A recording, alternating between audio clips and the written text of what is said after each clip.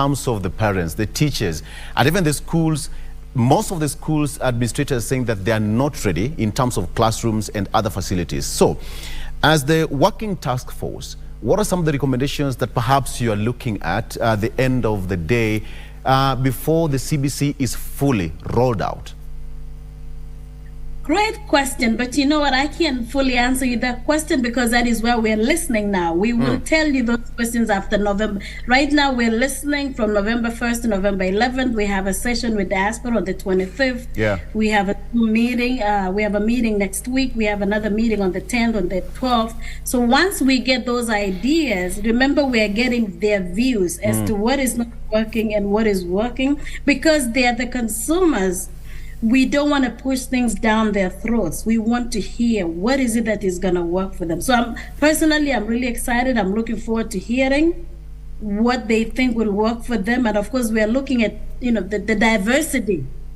We're looking at all over the county. We're looking at Turkana. We're looking at Nairobi. So it's interesting to see what we'll get from that. But definitely we are listening as a committee, and we'll share those views, we'll share their voices, and we will present it. Yes.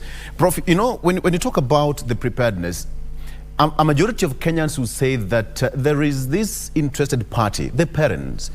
Some say that children would carry all the assignments from school and back home. So others would appreciate, yes, CBC is fine because it's competency-based. But now the cost and other facilities, and it should be retained, but all other factors should be retained to the government. Do you think that should be the situation? You know what? If that is what it's going to take to have a successful education curriculum, especially those who cannot afford. So what other option do they have? I am a very involved parent. I was very involved in my children's lives. And if there are things I couldn't afford, that made me feel miserable. So if they cannot afford, those who can afford, fine. But those who can afford, you're setting up these children for failure.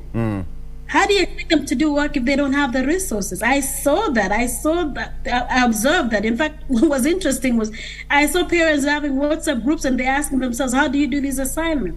So it got to a point where parents are actually doing the assignments. Parents are going to the store to buy the stuff that they need. How about that mama in the village in Elgeyo Marakwet, because that's where I come from, who has no idea? Like I said, when I ask them, they're like, wacha watoto wa survive kwanza, wachana na hii vitu yao. We're more worried about COVID and what they will put in their mouth, because they just didn't even understand what they were asking. I am in kinesiology. Look at swimming. You tell a child to go swimming, that's okay. The ones in Nairobi can go swim, but the ones in the village, what pool are they going to? Yeah. And then the fear is the child is going to graduate thinking that they can swim, and then they're going to jump into a pool. And what do we expect? Exactly. So when it comes to that, I've all my life, I'm an educator. I am very, very passionate about education and giving children, giving students resources, giving them the tools that they need to succeed. Otherwise, if they don't have the tools, then we have problems.